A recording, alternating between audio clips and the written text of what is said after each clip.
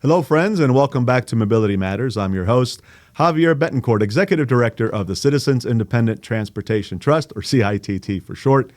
We're a quasi-independent agency of Miami-Dade County charged with overseeing your half-penny sales tax for transportation.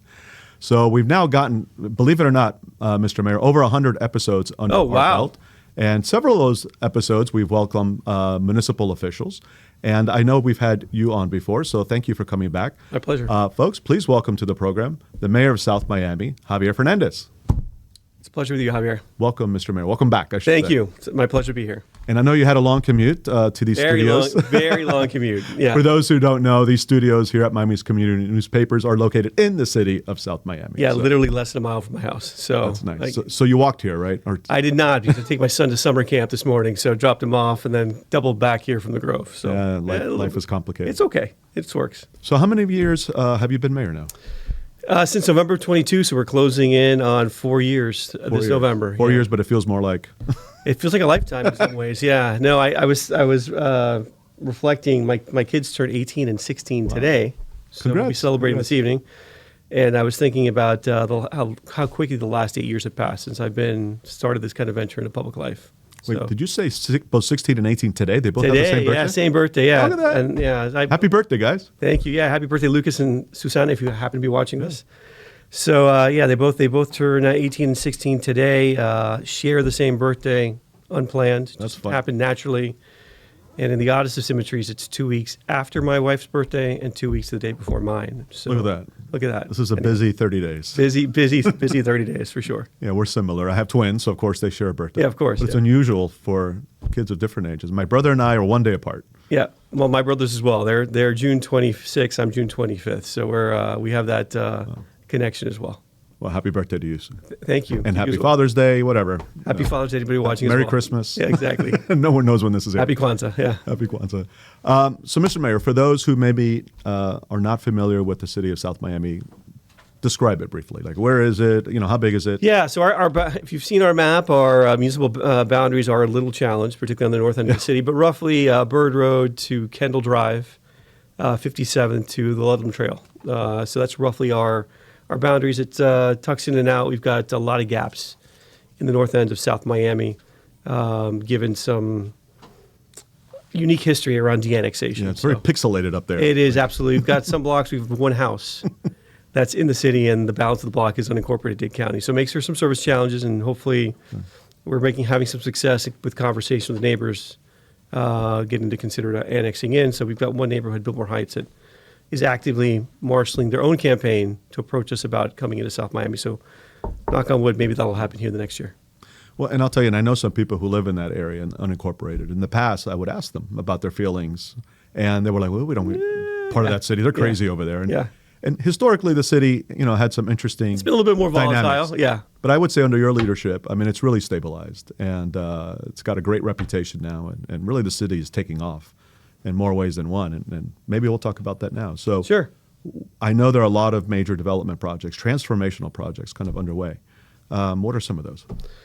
Wow, so many. And first, thank you for the compliment. Sure. We've been working hard to be predictable for our residents and folks in the investment community as well. So, but yeah, look, the one project I get asked about every single day, you can imagine, is Sunset Place.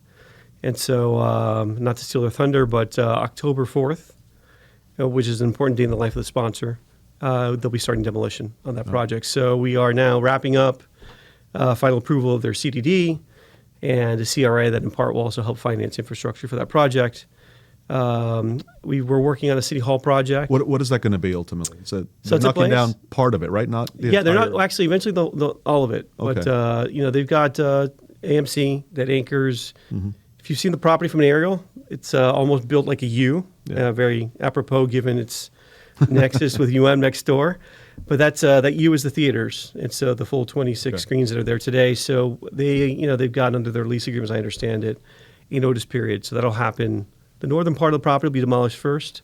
The southern portion of the property to follow. And what's coming in its place? Gosh, it's a mixed-use community, really. About 150,000 square feet of retail will be in personal services space.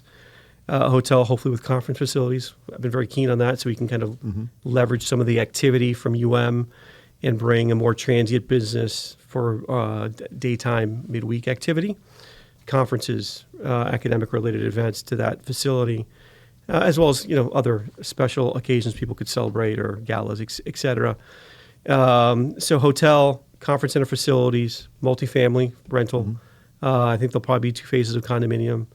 But most importantly, a lot of public space, right? That'll kind of be a focal point of that new community, and enhanced street connectivity, because one of the biggest problems that project has had historically, it's almost a fortress unto itself and never really played well with its neighbors to our east in Coral Gables on Red Road. And so really it'll be, I think, a transformational gateway property, which is what we want. So you're expecting more of the traditional grid system. Absolutely. It's more like Plaza Coral Gables. Exactly, right? where we kind of reconnect it to both our town center, or now SoMe District as we've rebranded it, and portions east of Coral Gables. Excellent. And then on the west side, the other big kind of signature project is our City Hall redevelopment, which will have multifamily, new facilities for city and fire, but more importantly for me, a brand new civic space on the underline, which is about 35,000 square feet, with a new library, which is a really underappreciated but very highly utilized amenity that we have here in South Miami. So those are just 2 of the many projects. Loads of student housing units coming online. We've got the roadway in that's being demolished today if you want to drive by. That is a big thing for us because it's probably the biggest generator, had been the biggest generator of service calls, police service calls in the city, over 210 a year, which is a lot. And a lot of negative activity around sex trafficking that we are working with the state attorney's office there to combat regularly. So that is coming down and being replaced with a really positive use. We've got a new multifamily building across the street from City Hall being built by Maestra. And what else can I tell you about? A new orthopedic rehab center that's being finalized right now on the northwest corner of 62nd and Sunset. So all in all, just a lot of stuff happening. I would expect right now, I think the numbers we last checked, 1,800 units that are in development, plus probably another 1,500 student housing beds. So lots of activity. It's helping position us very well for the uncertainty that may be forthcoming with property tax reform. Right. So, we've had a mandate from the citizens of South Miami to grow the city in this area next to transit, apropos for our discussion. Yeah. And we're trying to execute on that as best we can. Great segue. Thank you for setting me up. So as an urban planner, of course, I understand and appreciate the need for development and vertical development, especially around transit. But of course, the flip side of that is it often brings transportation impacts, right? We're already congested, US 1 in particular. Yeah. And so I'm sure you've given a lot of thought as to how to mitigate those impacts, both with our optimizing our existing infrastructure, i.e. getting people onto Metro Rail, onto the underline. Sure. And then your own city services. So tell us how the city is positioned from a transportation standpoint to both serve its existing residents and help to mitigate some of the impacts from that development. So look, I think transportation is a challenge, right? And to kind of give the viewers some context, I mean, we are operating under a series of mandates, right, as a city. So we no longer have the autonomy we had 25 years ago to just resist development, right? So from Live Local to the RTZ, which in South Miami we've seen it, proliferate a little bit, but not nearly as aggressively as some other communities. To now, property tax reform becoming just another pressure to unlock development opportunities. So, whether it's monetizing our own assets or having the private sector, really enhance value on their sites, we've got to figure out a way to navigate those conflicting mandates and still not create a situation where we're, eroding the quality of life for the residents of the city, pleasant living. Now, I think we are better positioned than most because we do have a transit station that anchors our town center. We've been, as I tell people, some of the height I don't like personally, but it's a byproduct of not having done things for 25 years. Had we locked in some economic value before, right, it'd be very hard to destroy it today to replace it with some of the new projects that are coming online. So look, we're taking all that and we're trying to make, lemonade out of whatever, if you want to call them lemons. I'm not sure they're lemons, but maybe it's the only analogy I can think of at the moment. And trying to, create what is a town center. So we've been working really aggressively with, sponsors to talk about creating more public spaces. You know, I've been in deep conversation with the Wirtz family in Chicago that owns 5 acres. It's they used to own the former First National Bank of South Miami. So that surface parking lot that's kind of in the center of our town center, they own it, 80,000 square feet. We're trying to create a public space there, right? That's been kind of a natural gathering center. Why do I mention that in the context of transit? Well, we want to kind of pedestrianize our town center and make it much more friendly for people to walk around as we urbanize it.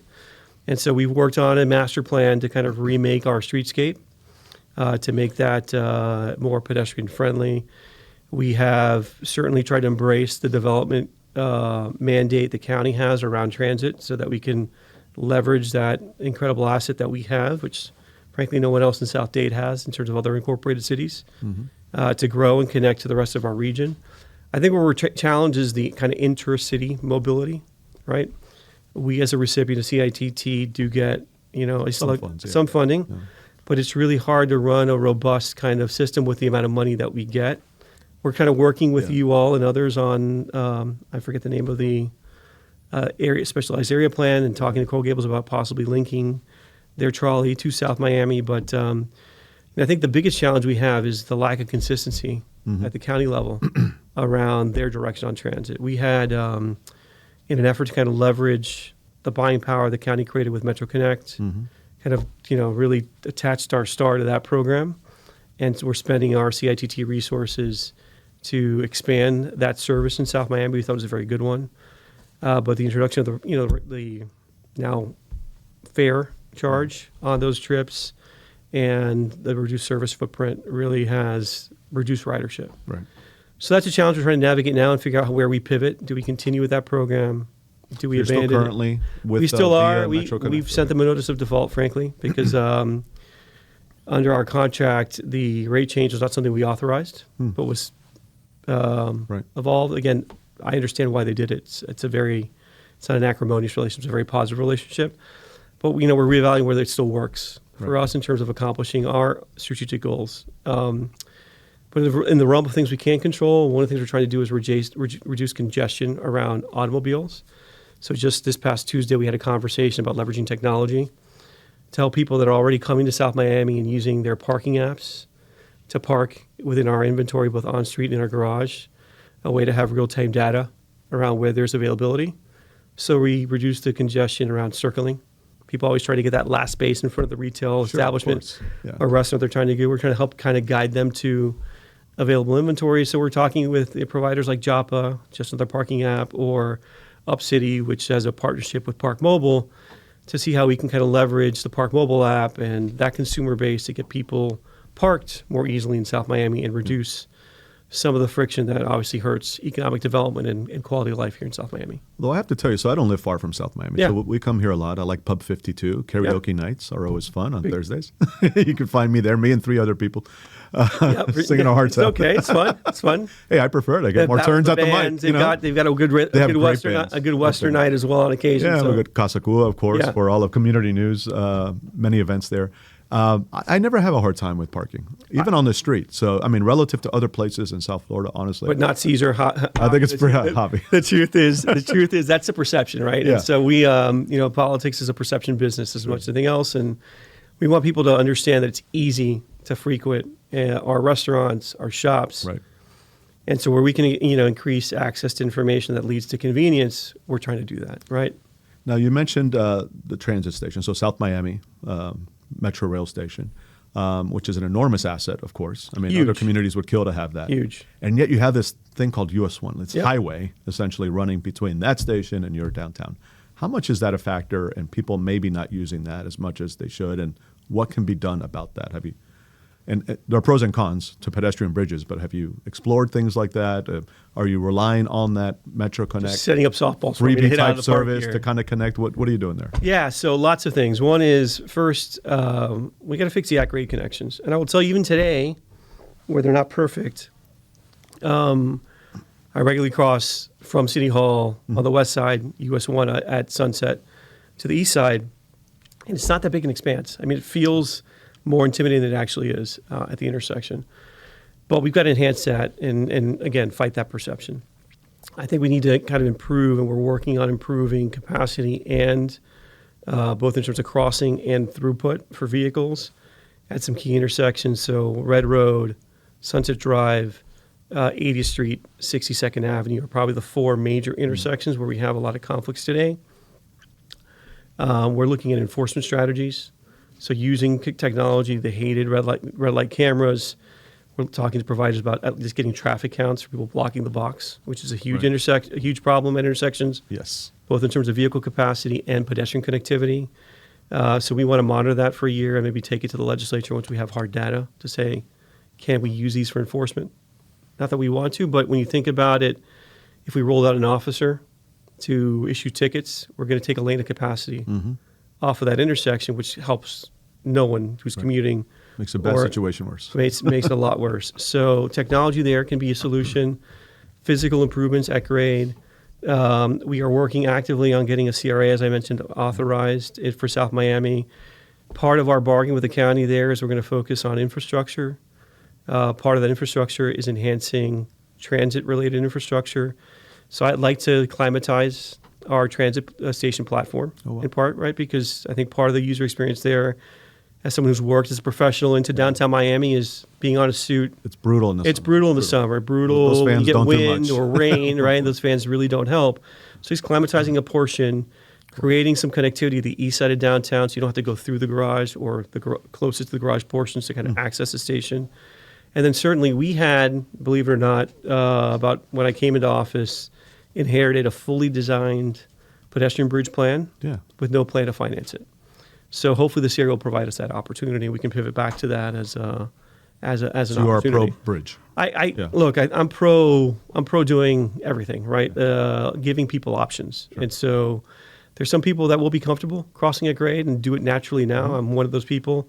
You know, we want to create an at-grade connection on 73rd. Again, if you leave our downtown heading westbound to go southbound on US 1, you're making a left turn off of 73rd. Your terminal vista is our City Hall campus. We're going to have a park there, some retail. Right now, I cross at grade to get to know me there illegally. I think we should add another at-grade crossing at that intersection. So we're looking at all those options and trying to roll those out to kind of just enhance connectivity in any form that we can. So along with having the benefit of Metro, you also now have the benefit of the Underline, which of course is this, I believe it's a 10-mile linear park. 10 miles, absolutely. Yeah, and bike ped path, which, you know, they've done a great job promoting the program or the project. So I don't think we need to tell everybody about it. But, you know, how is the city looking to, first of all, I believe you've contributed towards that. So you can speak to that. And then how are you looking to leverage that once it's open? I don't think your segment is open yet, right? It will be. It's very shortly. Yes, sir. So how are you going to get folks who are maybe want to get there or from there to your downtown? Are you looking at some bicycle pedestrian lanes or the kind of bike ped connections beyond just walking? So so let me start with look, it's a huge opportunity. Yeah. I have clients that are developing along the Atlanta Beltline. Mm-hmm. And, you know, in my heart of hearts, what I'd love to see is an activation like Lady Bird, which is a bar there in Atlanta that's very popular and outdoor area. It allows you to take advantage of the best parts in Atlanta of the summer and spring months to kind of enjoy a beverage outside. So we're hoping to create that opportunity and be a destination on the Underline. There's not a lot of destination opportunities on the Underline today, I would say, in terms of parks or convening spaces. So our City Hall campus project is designed with that opportunity in mind. Right. That, you know, taking an existing park and relocating it from, it's a very nice little park, but kind of an isolated, forlorn condition next to our gas depot at City Hall, and moving it into a more prominent location, visible from US 1, from our SoMe district on the east side, adjacent to the Underline and the Children's Play Forest. Right, is kind of the vision we're trying to advance, because and then lining it with retail. As we were working on designing our City Hall campus and the two private elements of that project, which will be, you know, two multifamily buildings with ground floor commercial, relating both to Sunset Drive and this park space. I was very keen on making sure that was functional retail, so we can get an activation like the one I just mentioned adjacent to the park. Because I think there is that opportunity to kind of have an aggregating effect on the west side for South Miami and using the underline as a vehicle for people to come there, right? You have a nice 10-mile ride with your family and kids. You can stop at a children's play forest, at the library, enjoy a meal and a beverage, and kind of spend a part of your day recreating that way. We are contributing to the maintenance. We did not contribute as a city to the capital side of the program. I am concerned about our ability as a community to finance the maintenance long term. From our perspective, it's one of the things that we are authorizing as part of our CRA, so that there is a recurring source of the life of that agency to fund the mile that's in South Miami. But so beyond that one park at City Hall, we did also actually buy a small pocket park lot on 80th and US 1 adjacent to the underline. That's another hopefully underline activation that we're thinking of advancing as well. If we can be a city of parks as well on the underline, we think that would be kind of a great way for us to contribute to hopefully its future success. But I think it's a huge asset for our community. Yeah, and listen, a lot of people are going to be biking on it. The city already has a great reputation for being welcoming to cyclists. You have Max Cycle, which is and Bike Tech, which is just technically outside the city, but right. Yeah. Let's not leave anybody out. Although Max Cycle, got to check it out. It's our favorite. Absolutely, that's where I bought mine. And so, how are you connecting? I guess not just the underline, but the entire city. I guess with bike. Facilities and bike infrastructure. We have, and look, we've been advancing projects. We had one opportunity that we were hoping to explore and already have designed was going from the Pinecrest Parkway on Kendall Drive that goes to point south. It has a kind of segregated pedestrian and bike path there, and connecting that up through Red Road to the underline. Senator Alexis Claudiud, thankfully was able to procure an appropriation. Unfortunately, it got vetoed 2 budgets ago. It's not really kind of found its way back into the budget again, but those are opportunities that we'll continue to explore because we want to leverage those existing points of connection and create additional connectivity back to the underline. On 64th Street, we have kind of the first segment of an east-west connection with Red Road that's been developed at least through 62nd Avenue. We are currently studying through a grant, taking that connection all the way to the Ludlam Trail. And then certainly where we have opportunities right now in a joint venture we're exploring with the school board where we want to kind of incorporate their recreational components of their campuses adjacent to our city parks as an extension of that park programming and invest heavily in those capital facilities. If we have the opportunity here, depending on what happens in November, begin also developing segments of the Ludlam Trail. So one of the first segments that I know my colleague Commissioner Kaye and I are very focused on, with Commissioner Kaye leading it in conversations with County Commissioner Natalie Orbis, is taking that portion that's adjacent to Palmer Park in South Miami K-8 and building that section of the Ludlam Trail out so we can actually expand the VITA course and that pedestrian recreational amenity in that neighborhood. So, we are focused on as much as we can within the limits of our budget and, the reach of our jurisdiction, trying to leverage those pedestrian and bike connections where we can, because we see them as a huge enhancement to South Miami.